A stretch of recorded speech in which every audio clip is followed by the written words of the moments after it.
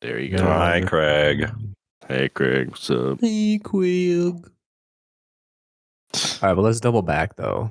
A non-alcoholic Guinness. Mm-hmm. Yeah. They have all sorts of non-alcoholic brands now. There's a non-alcoholic PBR. It's actually pretty good. But yeah, Guinness. The Guinness is my favorite non-alcoholic branded beer that I've found. I mean, I like a regular. I love frosted Guinness. Like it's, and then Yeah, big fan there's of this like Guinness. sweet treat where I don't know if you ever heard of a black velvet, but you take like I mean, I guess you can use like Angry Orchard or Original Sin, like Black Widow cider, but you pour that Okay. at the bottom and then you fill the rest with Guinness. I Okay. think you want to do like a cup of apple juice and then it just kind of swirls in and makes the Guinness sweeter and it's so good. It's like a dessert. I could get into that. I mean, I'm not opposed to mixing Guinness with things. Like I wasn't a huge Car Bomb fan, but I would just pour the shot of Jameson into the Guinness. It was like this is just as good. Yeah, they're a little weird on the texture scale. It's like a nice milkshake. Mm-hmm.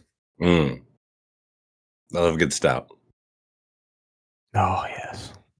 I just recently found one. Well, actually, I went to a convention and I discovered it. But now they're selling them in all the stores. It's called Dragon's Milk. Yes. And they're like one of my favorites.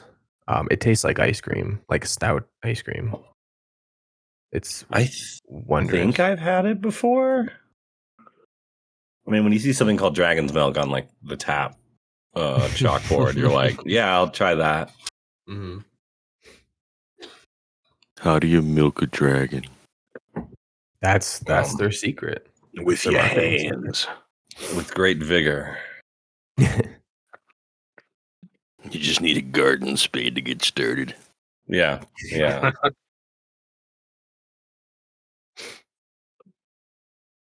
I mean, that has nothing to do with the milking process. That just lets them know you're a friend. What happens if I turn the noise gate here? Oh, yeah. Mayo's got his new mic. He's got to play with it for a minute before we can start. It's like a ancient ritual of new mics. I should have done this. I mean, this came in last week. I should have done this. Should have messed with it already. I mean, I kind of messed with it like the first few days I got it, and then I kind of left it on like a default setting for work. And now I haven't.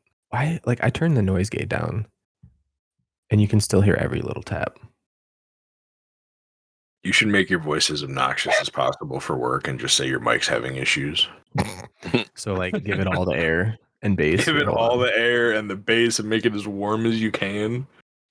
Hey, how's everybody doing? How you guys doing for work here? Whoa, yeah, we turn this down, baby. Yeah, oh my God, I love The Legend of Zelda so much, guys. So I hear you guys are having trouble with your website. My ears are being assaulted. All right, turn the air down again. There we go. No, the box. He's just gotta try everything. See, I'm always afraid of the. Just gonna turn up my high end real fast. You said you're afraid of the noise gate? Yeah, because then you can always just like do a noise reduction of a sample later. But if you noise gate it, like, and then the their AC unit only, you can only hear their AC unit when the person is speaking, and I'm like, I can't fix this. Yeah, I like to turn off the gates and stuff while I'm recording. Discord still does its own gating. I hate it. Like Craig does gating, but I always do the recording on Audacity and let that just go like completely raw from the mic. So, but Audacity usually I can catch the noise, the background noises somewhere when they come up to get rid of them between words. So it looks like my keyboard does not. So it doesn't pick up, which is great. Become sentient and taking over your keyboard. Is that what I heard? Yeah. I told this program that I have, this soundboard program that the mic came with, to just AI make a noise gate for me. And it did, and it actually works better than I could have set. So I don't know. Gotcha. Oh yeah, I forgot my bass was all the way up. Whoa, there we go. Oh wait, I gotta put up my sound baffle between my computer and my mic. Hold on. Baffle. The baffle. Yeah, I mean, since I got time. Your baffles are crazy right now, man. You need to level those out. Quite baffling. I think I'm good here. I think I sound pretty good. I like it. Humble brag. Awful. Your mic is trash. Why would you spend money on it? Lame. You didn't get it from the trash for free. A moving blanket. I have a storage shelf, and I have a moving blanket that I have hung up on magnets that just put a barricade between all the fans that keep things cool to my right and where I actually record the sound. It doesn't help if the house, furnace kicks on, though, because all those pipes are right overhead and they don't care about a baffle. Hey. My baffle sounds nice. Check one. I'm in my dining kitchen area, and I thought I would be able to hear the refrigerator, but it's pretty quiet. Like the whole corner is pretty quiet. That's a polite refrigerator. Yeah.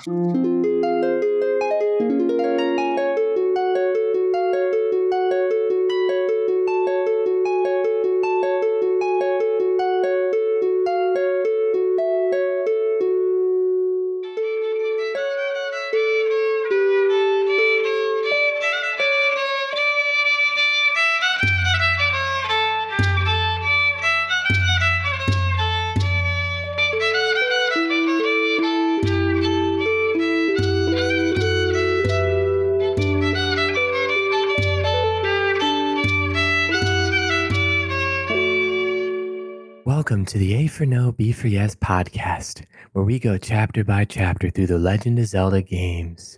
Last time we did Outset Island in Wind Waker, and it was a pleasant time. We had a good time just walking through the island, but then some stuff happened, and our sister got captured. And now we are going to the Forsaken Fortress to rescue our sister and go there in tow with pirates to the Forsaken Fortress of nightmarish, petrifying, fearsome, surreal, horrible stuff. There. I'm Anthony, and I'm joined by my co-hosts. I'm Ryan Fonzie, and I'm a polite refrigerator. I'm so quiet you can record next to me. I'm Cameron, and I'm an immaculately clean microfiber cloth hurtling towards really dirty glasses. And I'm Luigi. And would you like to see my spoils bag? That's a menagerie of folks. Mayor, did you say that we went to Windfall already? Because that was not. Oh, did I? You might have said the wrong that was island. Windfall. I meant to say outset. Here, let me just say, let me just put a correction real quick. It's to Outset. We went to Outset Island. Actually, no, it was we went to Outset Island. There. Just have my voice over. I'll figure that out.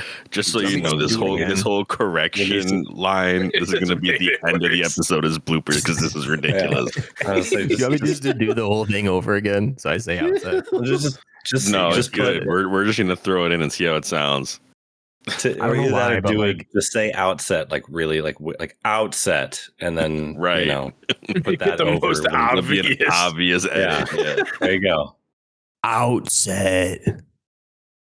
just put that in there. Crank your gain all the way up. And don't give him ideas. Gosh, Outset. Podcasting, people. It's an art and a science and a magic. And I really thought that I don't know why. I really thought it was Windfall for some reason. I was really gung-ho with that. That just sounded right. That was the island you started on. I don't know why I thought that. It's the island that you start the real adventure on. I'll give you that. True. That's the island we end the episode on. Yeah, we'll be there this episode. get done with this tutorial stuff. It'll be Get outta wonderful. here. Gosh, quit holding my hand. Right? How many mechanics do you have, game? Gosh, Awanuma, let me play. All right, so welcome to the tutorial boat. The boat full of tutorials. No, it's last episode we finished. We were on a pirate ship heading towards the Forsaken Fortress, and so to start this episode, we are finally able to explore that pirate ship and go through a couple of pirate challenges. And by a couple, I mean one specific pirate challenge. A little bit about the crew, I guess. You start off standing right next to Tetra, who just gave us, a whole bunch of guff about waving to our grandma. Pretty rude about it. She gave us a verbal noogie. Yeah, they pretty immediately want us to get out of the way. Yeah. The pirate crew's like, we're doing important ship steering business. Can't have you in the way. Why are you here? Go below deck. To your fate. They keep talking about like, oh yeah, Nico's got some work for you, or like, Nico will know what to do with you. And all my life I was like, they're talking about the swinging on ropes, but now I'm wondering if they're talking about the underwear. Oh gosh. Nico won't shut up about the underwear. Like, I have to clean their underwear and stuff. Right, like they don't know what Nico actually is setting up at this point. Yeah, Nico's just having fun down there. Right. So, yeah, I just kind of walked around, talked to all these dudes. You got Gonzo up front yelling to all the crew. He's the helmsman, second in command, named as Gonzo. Is he yelling at the crow's nest or the guy up front? Yeah, he's yelling at the crow's nest. Yeah, he's yelling at Zuko. I guess Zuko. I read some of these, figurine descriptions and stuff. Zuko's known for kind of being a mumbler, like he doesn't enunciate very well. So Zuko's yelling at him that if he sees anything, he needs to yell as loud as he can because we never understand what you're saying. I made him French or Scottish. I don't remember. Oh, yeah. His talent is spying, so he's a real creep like that. And if you go up to the crow's nest, he pretty much immediately says, like, you shouldn't be up here. Get down now. Go away. And then if you talk to him again because you don't like that answer, he'll have a much more polite way of saying, hey, if I see anything, I'll let you know. Just trust me. Like, yeah, I'm pretty sure Nico's looking for you. And I'm like, that's better. Did anybody get their telescope out and try to see something? I did not. Yeah, there's nothing. Oh, okay. I thought you were about to drop an Easter egg on us. No, he was like, get out of here. Well, there might be an Easter egg out there somewhere, but he was like, he told me to get out of there, but I was like, no, I have one of those too. There was one thing that I found interesting, and this is another new game plus difference. If you go talk to the Cannon Master dude up front, I may have written his name down somewhere, but I don't have it right in front of me.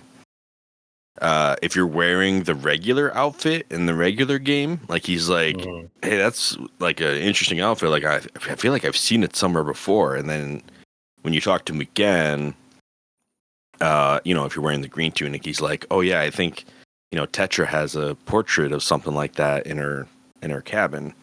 Yeah. But if you're wearing the shrimp shirt or the prawn shirt that you get in New Game Plus, he says, oh yeah, I was eating some shrimp last night. Guy. I think this is the guy that also makes fun of your name. Because he told me, okay, well, when I played on Chat of the Wild, I named myself I Farted. Okay. Because that's like a game my friends and I used to play when we would play Zelda. Like, well, let's see what happens. Let's see what kind of dialogue we get. I just have to say that Wind Waker is the greatest game to name yourself I Farted in. I've done it with others since, but this was the first game I ever tried it in, and it's just the best. And that guy will be like, your name is I Farted, and laugh. Like, that's a dumb name. And I'm like, yep. Yes, it is. Finally, somebody understands me. We hear. I mean, I haven't been participating in this, but Cam and Mayo have started a tradition of naming their links Lunker or some variation of Lunker. Mm-hmm. Ever since our Aryll season Lunker? 1 when we talked about Lunker versus Dark Lunker. Hylian Lunkers. Yeah, it was a whole thing. I am indeed Lunker in this playthrough. And I am Lil Lunk. He's my son. It's wonderful. It's a I just, wonderful like, time to be a Lunk. Got an image of, because we've probably all seen the YouTube video of Lunker, just roiding through the whole YouTube video of Hyrule and just defeating Ganon. Yeah. I just got like an image in my head of like a tiny little Toon Link just roided out, just destroying everything. Let me at him. Let me at him. Ooh. Gosh. It's like a cyanide and happiness type animation. It's ridiculous. Yeah. So good. It's like this in this Zelda game, the protagonist is Mighty Mouse. Something like that, yeah. So if we do finally start making our way into the boat down to where Nico is, you might first come across the entrance into Tetra's cabin. We can't go in there. Yeah. At least not yet. There's a guard out front. Yeah, but like he dropped some like crazy lore about Tetra, and like her mom recently died and she inherited like she like her mom was the captain, so she inherits the ship, and so they're all talking about how difficult it is for her and how supportive they are of her. Yeah, because she's younger than all of them too, but they still respect her enough to follow. Yeah, and that like she's also like wise beyond her years and things like that, and like people should give her a chance. She's very, very smart and calm and collected. But you're just a stupid kid, and I don't care about you, so get out of here. And it's I don't think I talked to him enough to get all of that. Like, way to turn it around at the end there, man. Like, yeah, just complete double standard for you. I just talked to him the one time, and he was like, most of us real pirates aren't even allowed in here. And I was like, what do you mean by most? Like, who is allowed? Whoever cleans up. I tried to peek around him, and there is indeed an image of Link, much like the one from the start of the game that you get in like the lore. Yeah, it's like background story. It's like the fold-out poster in Hyrule Teen Beat or Tiger Beat or whatever. Like, well, here's the fold-out poster of the hero. He's so dreamy. Okay. She has a couple other things going on. Little flower lamp that looks like something out of Breath of the Wild. Big map that has a Triforce drawn across it. You might not know it's a map unless you played the game before. And then just a globe, which seems like a totally normal thing to have on a ship. So I did find the globe particularly interesting because it implies that we are on a spherical planet in this game. But I also know that you can't circumnavigate the Great Hylian Ocean. So, I found that to be a little bit misleading in that respect. But at the same time, I was like, oh. Yeah. Everything just gets red and Coral gets mad at you, basically, if you go off the map. Yeah. It's the ice caps. It's like what happens when you leave Sea of Thieves map. Everything's just pissed. So, man, I see you dropped a Senza page here. Senza being the Cannon Master dude. Yeah. Would you like to elaborate? I just think his talent is hilarious. Talking maybe. Okay. I'm talking maybe.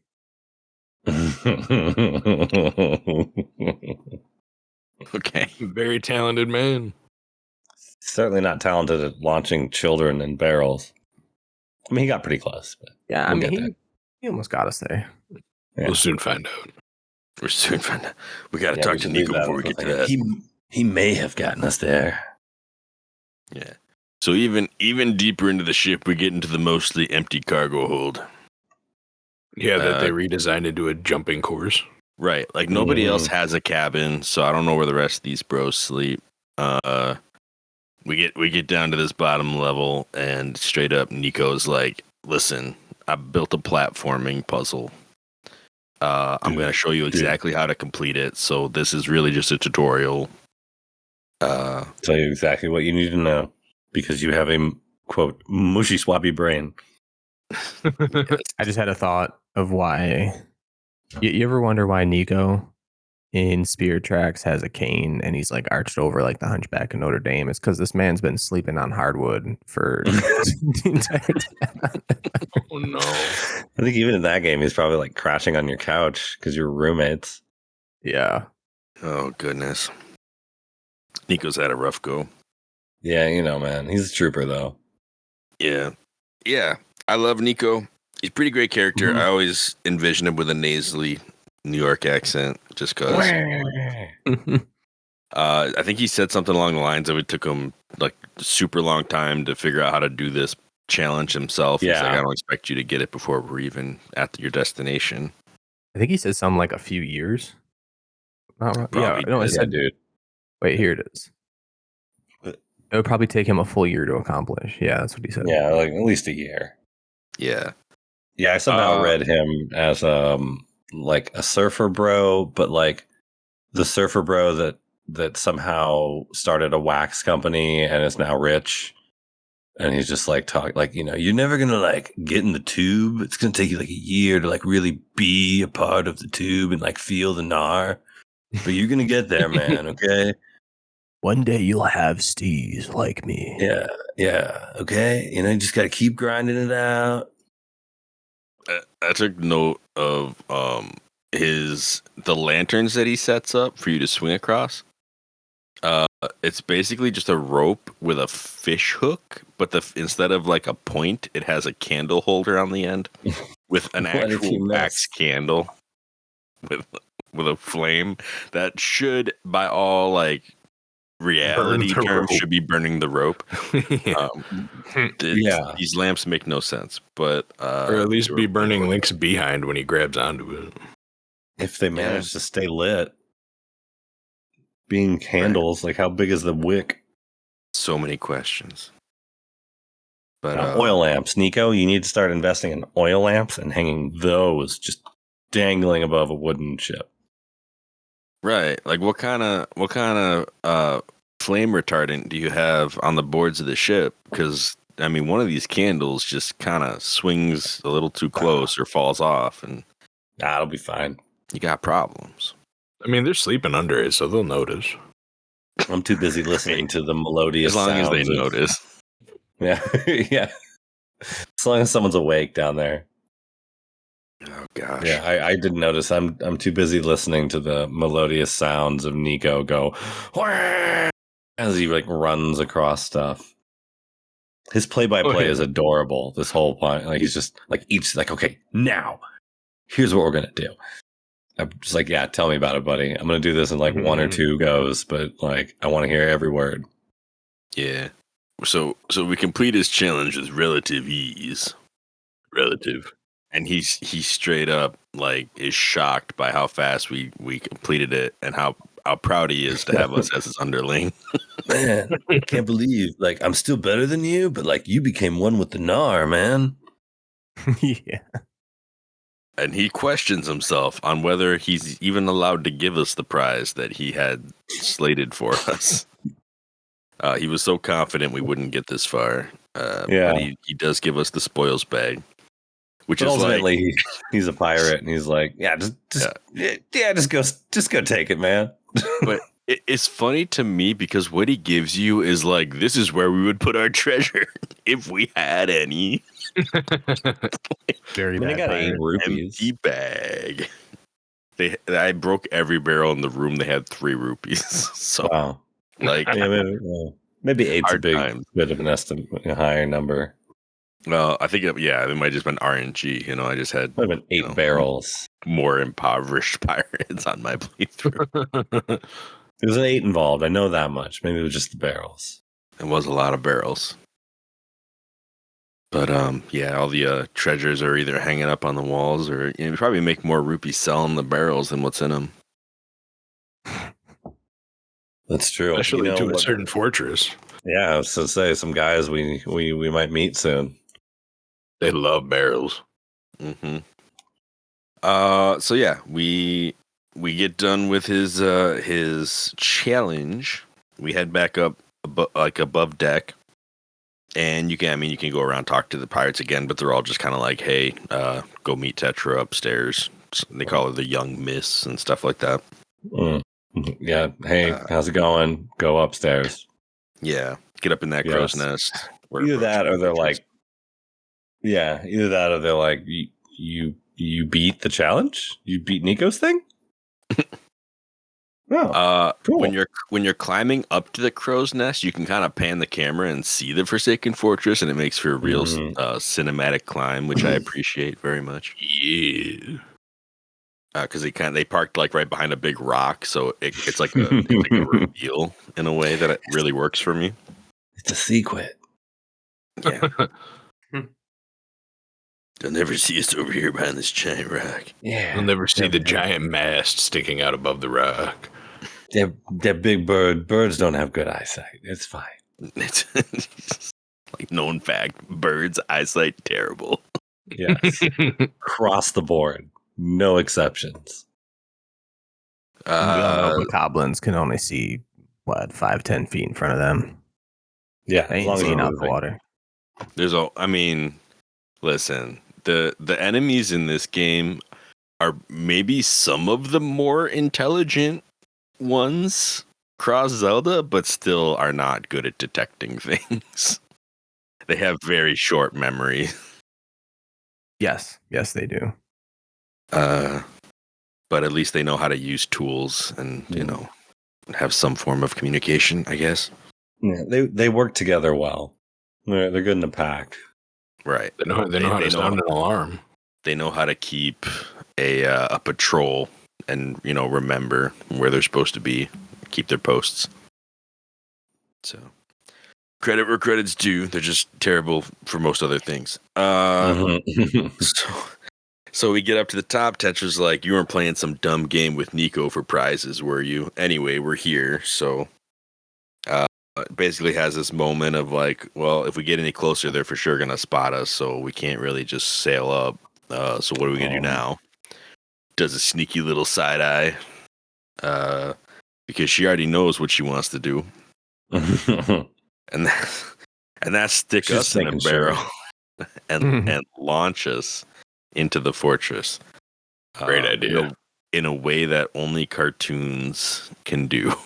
And the best part about it is after her side eye, it pans. It goes black, and the next scene is just Link in the barrel already, and he's completely fine with it. He's like, yeah, this is totally fine. I'm in a barrel. But then he looks down and he's like, oh my God, I'm in a barrel. And then he just starts freaking out and trying to get out. I'm like, bro, you knew you were in the barrel. Like, what they do? No. It's like they told him, in order for this to work, you're going to need to get into a barrel. And he must have been thinking like, oh, they're just going to float me in like nonchalant or something. And then they put the barrel on a cannon. And that's when he realized, wait a minute. Like, this isn't what I thought we was doing. I think he was legitimately in a smash cut. Like Tetra smash cut him into a barrel before he knew it, because this is a cartoon. And like, that is valid. What? No, this is not happening. I was just standing I was on top of the boat a second ago. Most powerful transition. I mean, Tetra do be looking like a genie. Tetra has smash cut power. It's like, it's like the fast travel power from Tears of the Kingdom. She just, Sheikah slated him in there. Turned him into blue light. Oh, gosh. Link's expression and face during this whole thing is great. Oh, yeah. They claim that they do this all the time, which is, there's no way. There's no way. Oh, yeah, dude, don't worry about it. They might do it to Nico all the time. Yeah. And they do this little 3, 2, 1 countdown, and Link's expression changes on every count in a way that I really appreciate. Because on 3, he's freaking out. Also very Smash Cutty. It was very real. On 2, he's got mad stank face, and I think on like 1, he locks in, like he's ready. He's ready. He's worked himself through it during the countdown. I just took it as him accepting his fate. Yeah, like, He wasn't happy about it, but he accepted it. It just made me think, like, originally they were chasing the bird that had Tetra, and if Tetra had gotten taken all the way into the Forsaken Fortress and locked up, like, what would the pirates have done? Because I don't think this would have been the plan for them. No, they would have died for her. Yeah, like they would have all actually just went to war with the cannons on the fortress and made their way in. Like they would have charged in somehow, or snuck in, but I don't think you can sneak in. Yeah, they would have just died, sacrificed their lives for her, probably. Yeah, so with Link, it's for sure like minimum effort. This guy's not one of us, so we're not gonna stick our necks out for his sister. There's some seagulls over there. Throw them that way. Basically.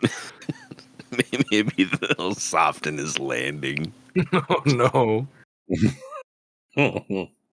Something I wanted to bring up that I think I want to talk about on another episode when we get a certain object called the map is the direction that because you mentioned Tetra getting captured and then kind of like where the story starts at Outset, and us playing the game already and knowing where Outset is and where Forsaken Fortress is and the direction they were going, which makes zero sense. I definitely want to bring this up later when we get the map because it just does not make sense. But anyway, Forsaken Fortress. Yeah, I mean it's like 1 block west and then all the blocks up. Literally all of them. Yeah, they sail north. I mean, even Gonzo was yelling about that. We got to sail for the northern seas and all that. No, but I mean like before, like where the bird was taking Tetra, and the pirate ship was going, like when they were going towards Outset. The bird was going. They came in from the east. Like it didn't make any sense. The bird didn't know where it was going. The bird was trying not to get shot, so the bird's going to fly around the globe, you know. Yeah, got a couple more squares before the world gets red and it has to leave. I mean, Angry Coral can't touch the bird. Does a Star Fox U-turn? Yeah. No, dude, you're in all range mode. Come back. Oh gosh! All right, so we go careening through the air. We smack into the side of the fortress, lose our sword and our barrel. And our barrel, yes. And Falco didn't see any of it. And fall down kind of into the water. Yeah, the bird doesn't care about any of this yet. And as we get ourselves out of the water and like down to the opening steps of the fortress, we get a little rumble in our pocket. And we find Tetra's magic Navi stone. It says, hey, listen. Actually has does a little, too. Yeah, has a little prompt. It's just the whole conversation starts off very reminiscent of a certain fairy. It scares the hell out of Link. Yeah. She says that through the stone she can see what we're doing. That's kind of strange. Super invasion of privacy. Slip this in your pocket. Don't care. Like, is this like 360 like globe kind of view? Like, do you get like a GoPro 360 on the top of Link's head? Though.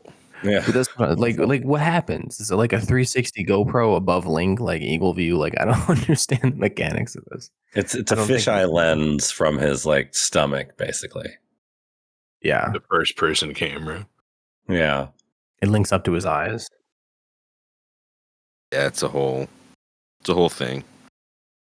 Yeah, so we get the magic stone. She tells us there's got to be something we can do. Basically, avoid getting spotted. You might want to take out some spotlights. It's like, okay, cool. Yeah. You dropped your sword.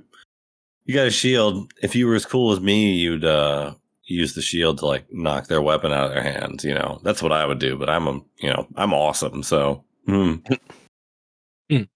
Unfortunately, we sent you in there, so I don't know if it's really an option. But if it was me, I'd be competent.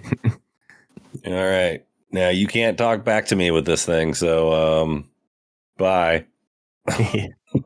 Yeah. And she'll pop in later to tell us to actually look for an impromptu weapon. Or impromptu weapon is what I meant to say. Improvised weapon. Anyway, one of those words that starts with I. But for now, we're kind of on our own, and we have a big old open space with a couple of spotlights roaming around it. And this is my first use of the barrel. It's a lovely way to get 40 free rupees sitting in the middle of the field. This is true. As long as you don't move while the spotlights are on you, you're good to go. I will say this is maybe the first time I've gone through the game without going to jail at all, which I was very happy about. Clapping sounds. Normally I get caught at least once. But yeah, I had a wonderful time in this fortress. This fortress is Metal Gear Solid 1 simulator. How did y'all do with it? How'd y'all fare in the Forsaken Fortress? I tried to like mess around, like actually branch out and not just do what I always do, which is turn up the stairs, hit all 3, and then go up to the next level. Yeah. But yeah, there's a reason why like you don't want to explore too much in here, because the whole first floor is pretty much a death trap. Yeah, especially when you get partway through, mini blends show up. God, I fell down one point. Yeah. Yeah, no. Also, can we just talk about like a third of the way around the Forsaken Fortress circle? There's a lower floor with a bunch of bunk beds, and there's just like they just casually have a gargoyle that shoots lasers at you. Yeah. Like, I'm sorry. Where did you get like a moblin gargoyle too? Right? It's like, Pissed. So I think the beds must have been there before, right? So one thing I forgot to mention. When we were still on the boat, Tetra mentions that the Forsaken Fortress used to be the home of a I think she calls them a group of low-life pirates that they used to compete with. Yeah, they were like shabby. They were a small op, nothing too serious. Right. Nothing too serious, but they had their own fortress. Like, yeah. Okay.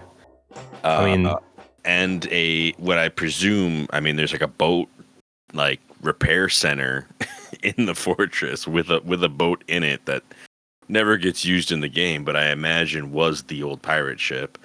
Mm-hmm. And they actually had bunk beds, which means they're doing better than Tetra's crew with, no beds to be seen. I also feel like it's so rude that Tetra has a bed and her crew sleeps on that hardwood. Like, come on. Yeah, dude. So rude, man. Yeah, why doesn't that kid sleep on the floor? Had decency to give everyone a bunk. Oh, I bet at night they take the candles off those ropes and they sleep like bats. No, they have hammocks that they take down every day to make room for all the cargo they don't have. Yeah. There you go. Yeah, this place has like the bunk beds are also the other way to get back upstairs. But yeah, in the room where the 2 moblins are is like a ship bay, yeah. But there are like I don't know if you ever like there's stuff on the walls you can read, and they're like onboarding training like stations for like, okay, this is how you do your job sort of thing. It's kind of funny. I didn't read it this time, but yeah. I have not. I don't know that I've ever read though. Maybe I have, but I don't. I think this time I was just trying to get through the zone. I didn't look that close. I did feed a rat or 2 while I was in this whole place. Oh yeah. And that mechanic did not work the way I remembered it. I think there are parts in this game where if you're in a dungeon and you throw bait to a rat, they'll just give you rupees and run away or something like that. Yeah. But in the Forsaken Fortress, the rats are business scrubs. Like 100%. If you feed them, they try to cut a deal with you to either buy more bait or like a pair or something. I think that is how they work. That. So Yeah. Sorry. They called me cheap. They're like, come back when you got more rupees. I'm like, rupees is not the problem. Like, I don't have space in my bait bag, sir. Yeah, I forgot about that. But yeah, they should have talked to you and try to sell you stuff. I thought that was, I was a little caught off guard about that. Who got that heart piece though? I did get the heart piece. Yo. Hey. I knocked one of out them all has the a heart spotlight piece? for goblins.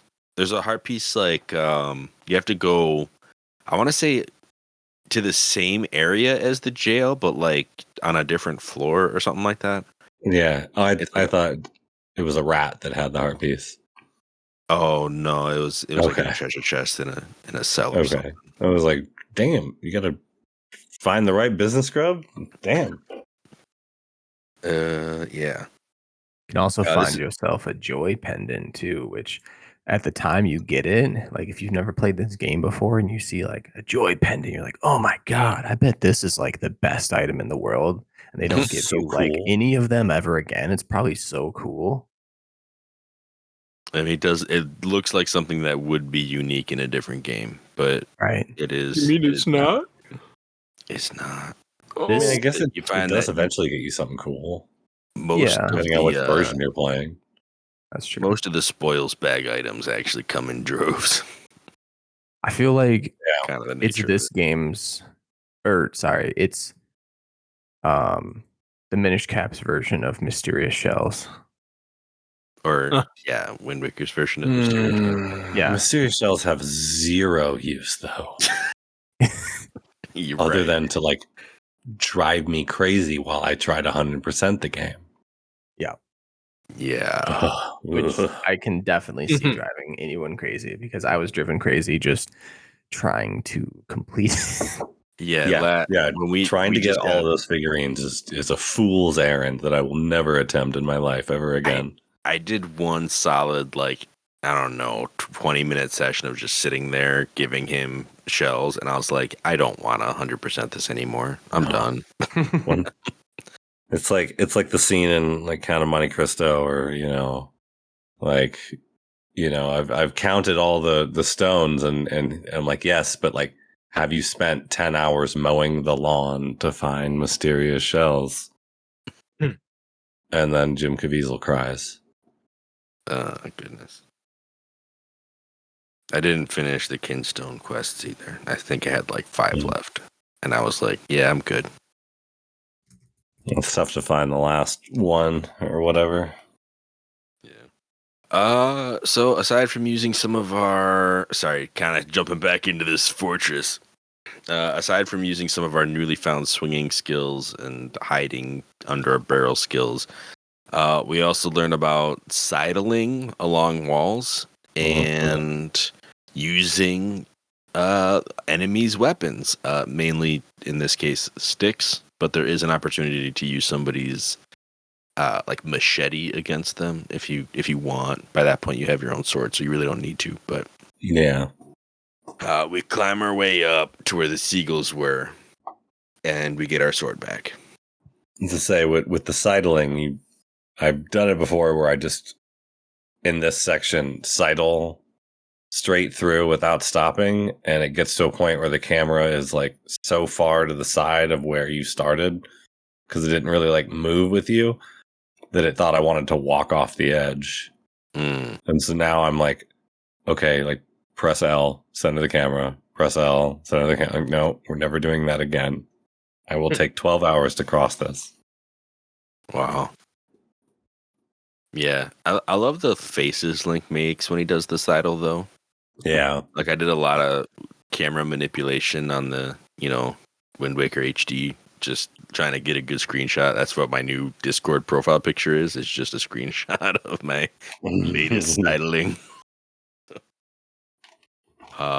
It's a good pick. Thanks.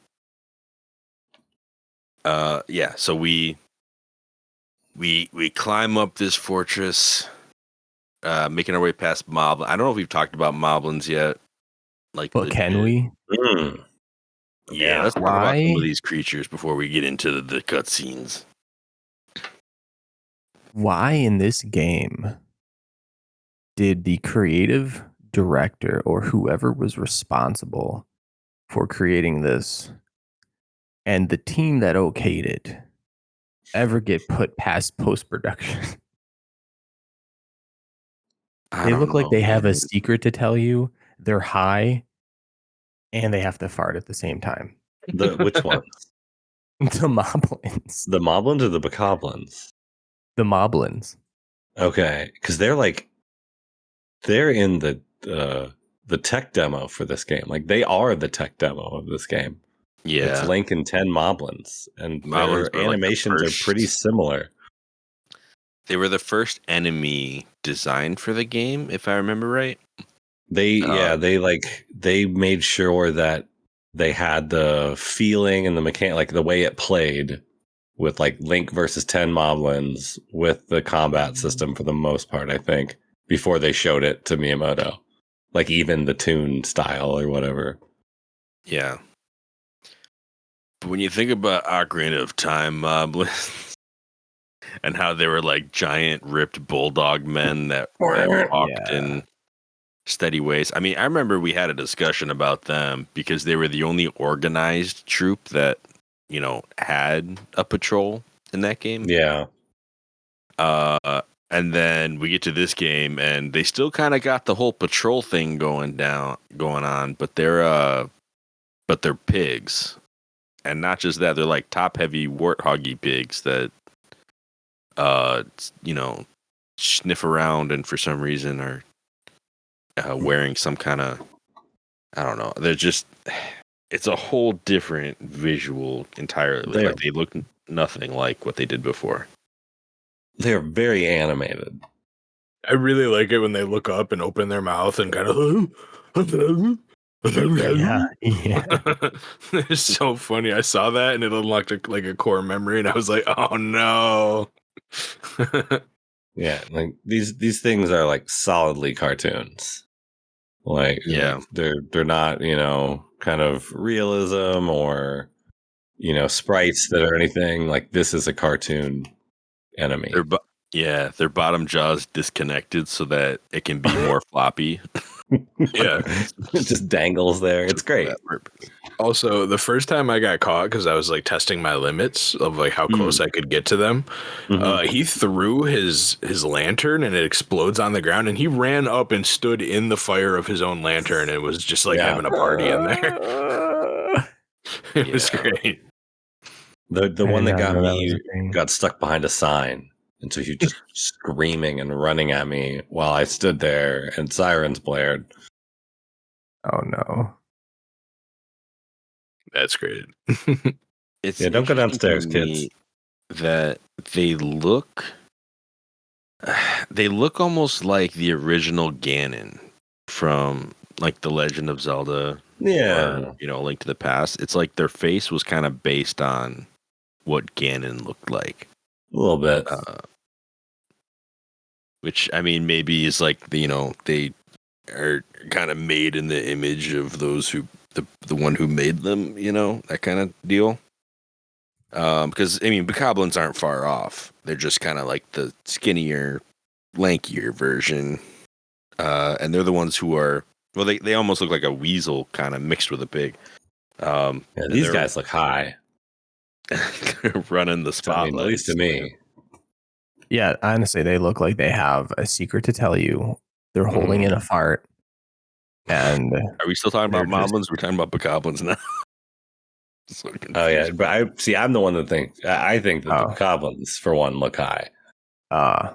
It's kind of like standing there on the watchtower, like. Yep. I've been running the spotlight for 72 hours with no sleep.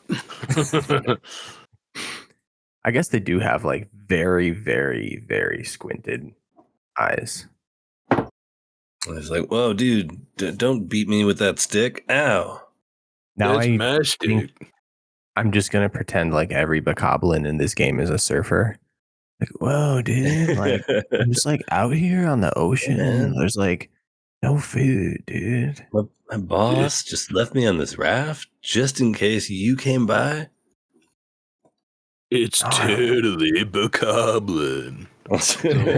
So I was watching the spotlight, and the spotlight was watching me, and I was like, "Whoa, I know, man. Yeah, It's did like- you catch when that Yeah. barrel appeared and then disappeared, like within 2 swings of the spotlight? I thought that was a hallucination." We're supposed to be looking for stuff with these lights? Oh my god. Bro. It's like, why do we swing him inside the fortress? Like, what? This photo I just- found is everything I've ever needed in my life. And this needs to be this episode's album art. What is happening? Why are you sending more things that our viewers They're like- can't see? Oh, just the bokoblins? Just That sums imagine up like all of them. just imagine like 3 dudes who got like upper decker tickets to a WWE show. And that's it. You're there. They got, One of them's they got a got the weapon, one of signs. them's holding up a sign. They got the yeah. volume. They got He's got the he's got a bone phone saw camera. prop. He's got a binocular so he can see. Wow. They got the Pretty belt, great. the fake The champion skull belt. He's got the belt. fake belt. Wow. They're repping the Undertaker. Can I ask you guys? These guys, they all have a single horn on their head, which is a little different than other bokoblin designs. I mean, Breath of the Wild ones have a single horn too, but for some reason theirs are the same color as the rest of like everything, which tells me it's not like a separate horn, but just like how their head is maybe shaped. It's very confusing. These are the original bokoblins, if I'm not mistaken. Like this is the first appearance of bokoblins. Bokoblin Prime, is that what you're saying? Yeah, No, because I think I thought they were moblins initially. I was like, okay, well then wait, if those are moblins, then what the heck are these? Gotcha. Yeah, there's bokoblins of all different colors and styles in this game. But they all have widespread ears and a single horn in the middle. And a couple of fangs that almost poke themselves in the eyes, because why not? You know, it's crazy to think about that since this game, they've been in the major mainline games. So like Twilight Princess, Skyward Sword, Breath of the Wild. But I'm not seeing where they're in any spin-offs. Yeah. Like any of the smaller games. So it's crazy they have such mainstream appeal when they've only been in like 4 or 5 of the main Zelda games. Mm. I want to feel like an Aonuma invention because they come from this game. And so, yeah, because like the overhead ones, they don't. You have Deku Scrubs, you have a whole host of other like overhead Zelda enemies to use, and these guys were kind of an invention to give them like another low level bad guy that runs around like you do. They're the Swabbies of Ganon's Force. Yeah, because we only see the moblins like really once, and so other than that, like I guess Wolfoses would be the thing they throw at you, but there's nothing like low level that they really hit you with other than Stalfos or Deku Scrubs, birds, Yeah, frickin' birds. the rocks in this game. Well, like in older, like in like I guess in Ocarina is what I'm thinking of. Like before the bokoblins were invented. Like The GUIs. there's nothing really on your level that chases you down. Yeah, it's a lot more like animalistic monster focused. It's not like that's what when I was earlier saying like there's some of the more intelligent enemies in this game is because most of them are kind of like this where they're actually like crew members of some kind. Yeah, I guess in Ocarina nature's kind of pissed. Yeah, I mean, even the bones come up after they're done being pissed. Mm-hmm. And the bones are pissed. Style children are just too angry to die. Like that's just. You didn't live long enough, stall child. Get back down there. Oh, Wow. All right. So, all right. So we climb this fortress. Let's get back on topic so we can close this episode. Yeah. So bokoblins are cool. We're just Mini blends. big old Nightmares. bokoblin discussion. I'm glad we're getting this out ahead of the rest of the game. It's important. It's their introduction to the series. It is big Undertaker fans. Yeah. But there is a singular green bokoblin with a big old sword up at the top, keeping guard over the seagull door. And so we get into a fight with him once we get our sword back. It's a whole thing. Makes us feel like we're the Spikes coolest Link ever fighting this low-level enemy. Spikes go up behind us. It's real dramatic. Right. But I remember like this was, especially first playing the game, a big moment because the moblins make you feel so helpless because you just can't, there's nothing you can do once they spot you. Throw stick out. Oh, yeah, those guys, yes. Yeah. Not bokoblins. We just had the discussion. And like we have to like do creative fights to try to get rid of these other bokoblins. So once we get our sword back, it's like, oh yeah, like no, the dynamic has changed. Like there is no backing down now, even though Game on. Exactly. We take this guy out. We open the door. We get inside, and we get this little cutscene where there are not just Aryll, but two other girls kind of locked up with Aryll. And one of them ain't even blonde. Right. One of them's not blonde and kind of has a pig nose. Like what almost, is Bird doing? Yeah. Not sure. But there's more to be said about the bird. But yeah, there's three girls. One of them is kind of like in rags. One of them's wearing straight up like crystal headgear and a dress. And then there's Aryll. We get Aryll's theme, just like one little play of the phrasing. Before we take like 3 steps and suddenly the theme kind of goes dissonant on us. And the Helmarock King, who hasn't been named, so that's a spoiler, but the Helmarock King comes down and grabs us. Falco. Yes. We get bird up. Does the Helmarock King have a leitmotif? Does that like change from Aryll's to his or something, or it's a king? So yeah. I don't know that the Helmarock King does, because I think it actually ends up transitioning into like a Ganon-ish theme. Okay. Because in this game it's not Ganondorf, so don't get it twisted. It's Ganon. Yeah. Very confusing. I mean, we're getting the story. Well, we'll get there. Before we get too far ahead, so when this cutscene was playing, when it pans over to the girls that are in prison, so I saw the girl that was like in the back, and I remember the first time I ever played through this. Oh gosh, I don't remember how old I was. Maybe like 11 or 12. I thought this was Princess Zelda, and I freaked out. And I remember like, oh my God, that's Princess Zelda back there. We're like, here. no way. We did it. Game over. And oh, how wrong I was. I mean, She's I got can see why the you would fancy think that. drip, Yeah. Right. Like But then she turns around and you see her face. You're like, oh. what? Yeah. Okay. She turns around. You're like, probably not. Actually, there's no way they would have designed her like that. That's the one with the pig nose, isn't it? No, the one with the dark hair has the pig nose. I just remember I didn't like look for that long, but when she turns, I also had that thought. I'm like, wow, it actually, the way her clothes look, like I could see that being Princess Zelda. And she turned around and I saw her face and I was like, Oh, nope. I don't remember her face. It was like kind of scrunched and her nose looked weird. That's why when you guys said pig nose, I thought you were talking about her because her nose was like, it was like 5 shades redder than the rest of her face. See, the other girl And it just looked odd.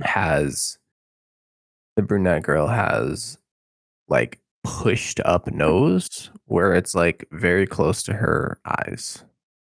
Like a me nose from Me Maker on the Wii U kind of thing going on. Yeah, no, this one had a nose that was definitely under the eyes a bit, but it was very red. Oh, and very pronounced. This is all wonderful content for an audio medium. I can't envision the face now. Like I know what all of these girls in the cage look like, but like, yeah, it's not Zelda. We got it. Sorry, It could be. it could have been. But spoilers, it's probably not. Nah, don't say that. It probably is. All right. So, what I think is funny about this is that the bird takes us over to meet Ganon. What should I do, Dad? Which to me says, I got another one. Look, blonde hair and pointy ears. And Ganon is like, that's a boy. Throw him in the ocean. That's a really good point. I never thought of that. And boy, does this bird yeet us. Oh, yeah. It looks like we fly like at least 6 to 10 football fields away from this bird, just kind of gently thrusting us away with his beak. Just, and like just goes Newman. We just get chucked into the abyss. It's a very looming cutscene of Link just kind of floating back up to the surface of the water. And then a boat nudges us and hits us. It's a red boat. It's real tiny. No one's driving it either, which is also sus. I'm just glad there was nothing in the spoils bag and we didn't sink to the bottom. Right? You know, like good thing we didn't have like 60 baits already and just sink to the bottom of the ocean. Yeah. You can only swim in this game for like maybe 20 seconds, but Link can apparently float unconscious for an undeterminate amount of time. It'd be totally fine. Well, if the spoils bag is still sealed, that means there's like an air pocket in it, and he'll float back to the top. Gotcha. And the sword and shield aren't enough, buoyancy in the other direction to. No, right. I think the sword can swim. It's got like a mind of its own. Yeah, it's Fee. Fee can swim. Right. It's Fee. Canon.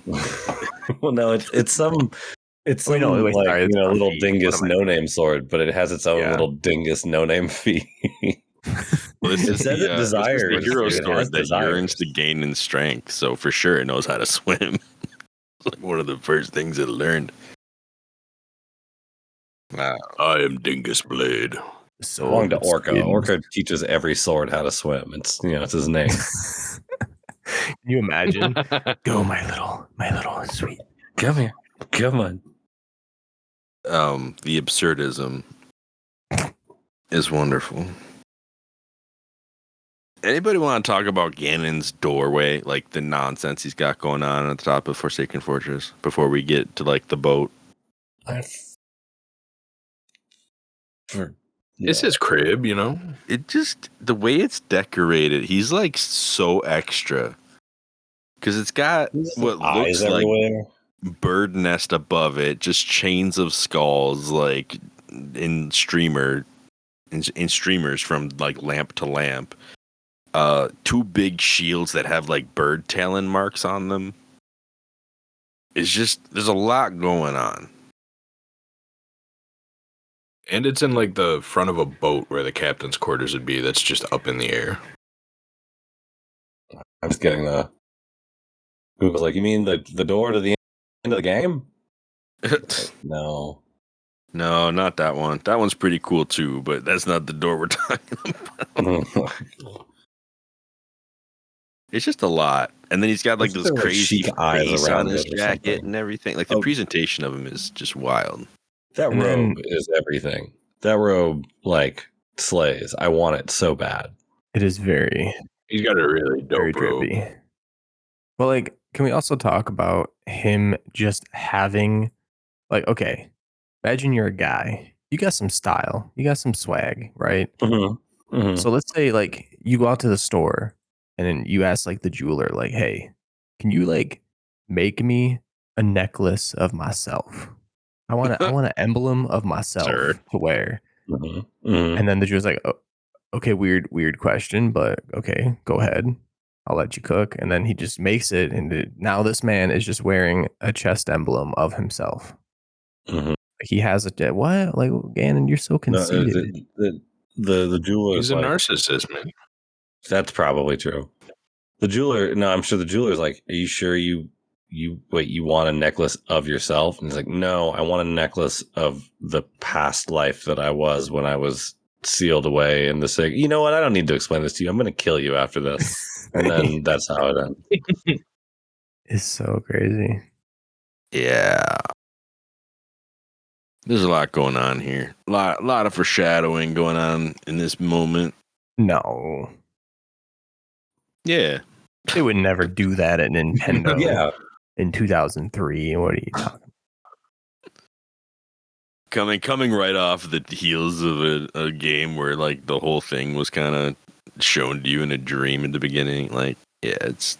You know what's crazy is I just noticed it now, but the emblem and his like little forehead doohickey, it's kind of looking a little like some Zonai stuff. You know what I'm saying?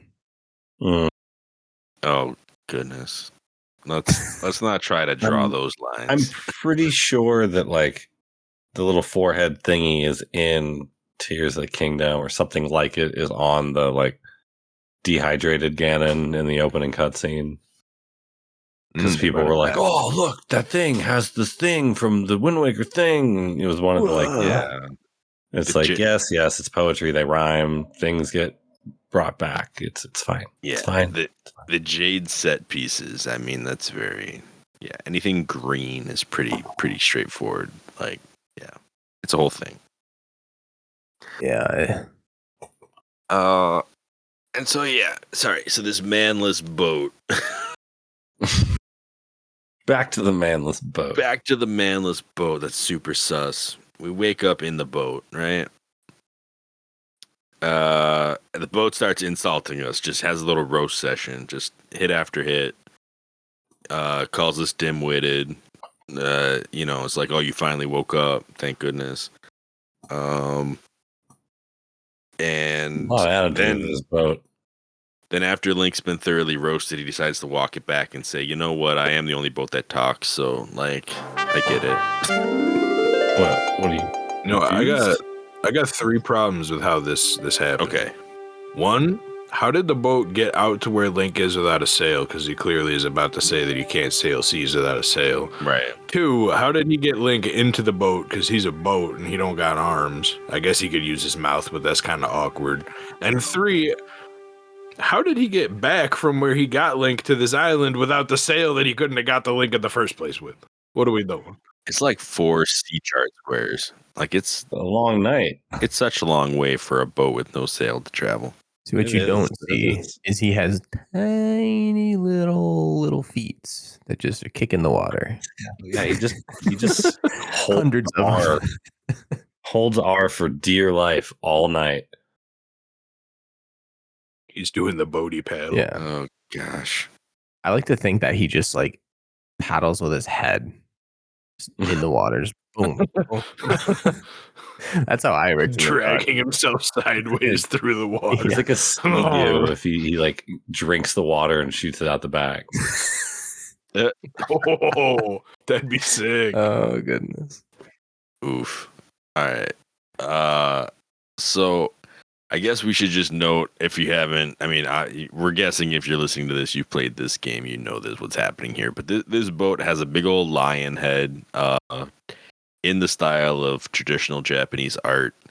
So it kind of looks like somewhere between like a lion and a dog, maybe. But it's very lionish. Calls himself the king of red lions. And he's like lion dragon.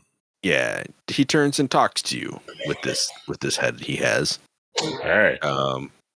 Yeah. And scares Link, falls on his back, kind of laughs about it, but decides to go into like a whole bit here.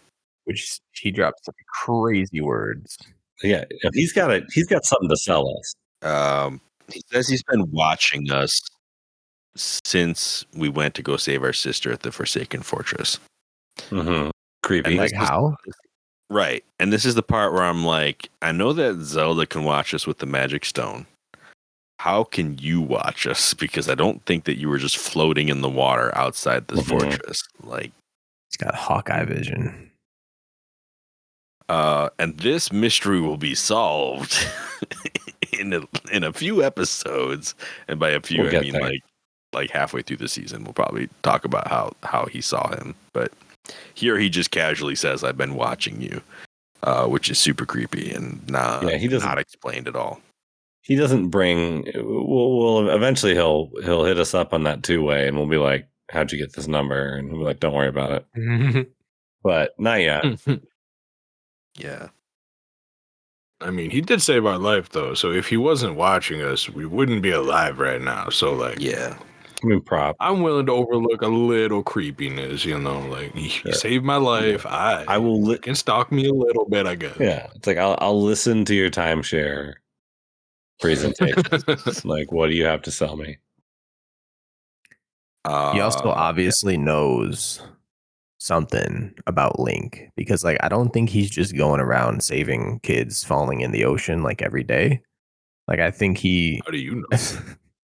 I think he notes that we're courageous. He says your desire to protect Aryll gives you courage, or protect your sister, because nobody calls her Aryll at first. So yeah, he says like, I understand how your desire to protect your sister could give you the courage to fiercely stand up to anything. And I'm like, yeah. What? Okay, how are you going to exploit that? He's like, what? Would you do anything? What if I have this like guy I used to know like a long time ago, and I really don't like him? What if you killed him for me? I don't know. So, this whole situation, like this whole thing from the jump, just feels weird to me. Like it just never sit right. Like Carl's just like, "Hey, I saved you. Want to save your sister? Yeah. Okay, cool. Well, we're gonna have to get a knife.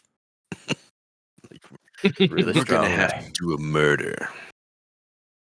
The only way." But no, he does do a kind of a lore drop on Ganon here. It kind of brings it back to I think the part that helps me with this is that he brings it back to the legend that from your island and like the whole culture there. Because they've been talking about the hero fighting off the dark powers and all of that for years. It's like basically their religion on that island. And he basically says like, "Hey, so that dark force you were taught about your whole childhood?" And you're like, "Yeah." And he's like, "That's what you just saw up in the Forsaken. The very same." Yeah, what's that guy? It's like, so who it is. Because he's like the boogeyman where you're from. It's like it's also like, did you play Ocarina? No. Well, here, this is all you need to know. This guy. All you need to know is that there is an evil, and it's for sure him. It was this guy, this specific guy. He got sealed up, in Ocarina, and he's bad. He attempted to claim the power of the gods, attempted to cover the land in darkness, was sealed away by the power he hoped to command. And he's back. I don't know how. He's like there was a seal on him. It was doing pretty good up until now. I have no explanation for how he got out, but he for sure did.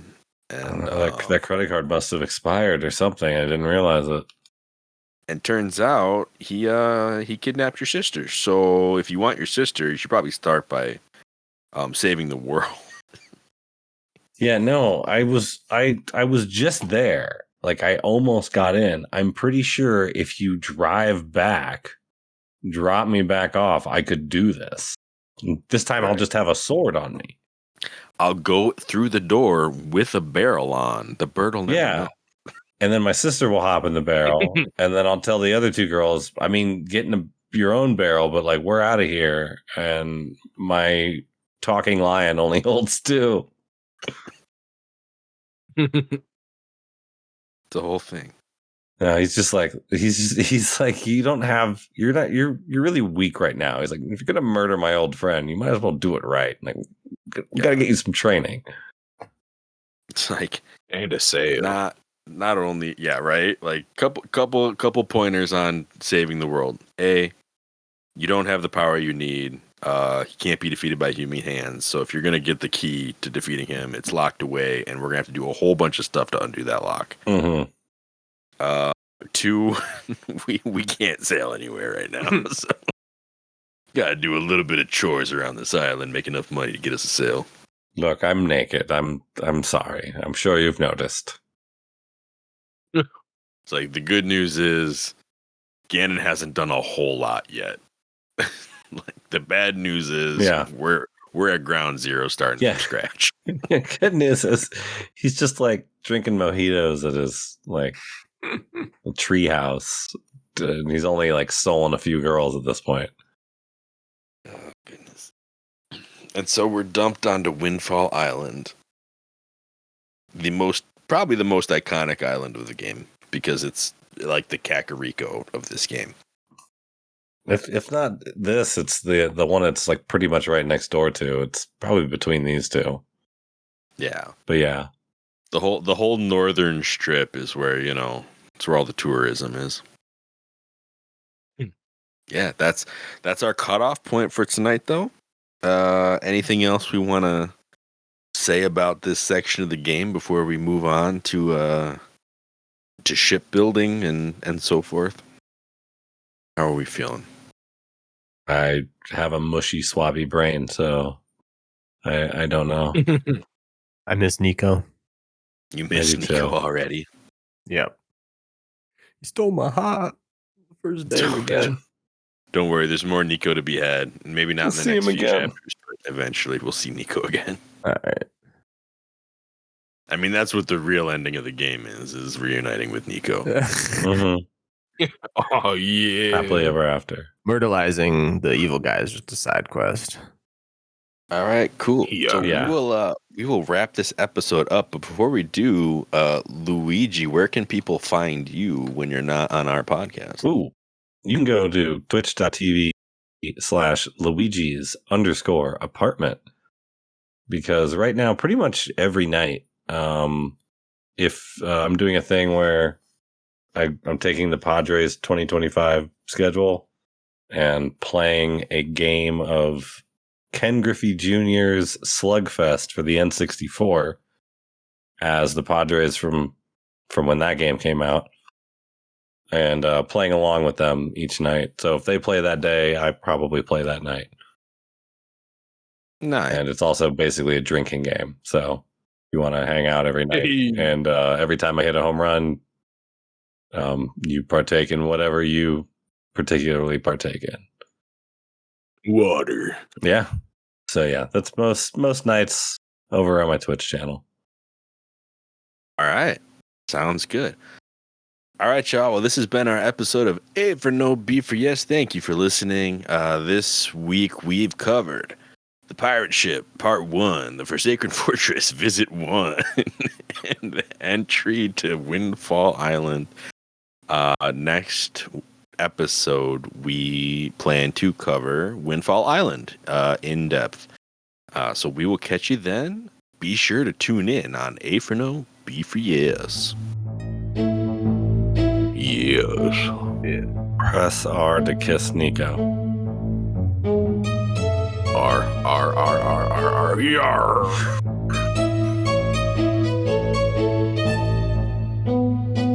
Did you get all that?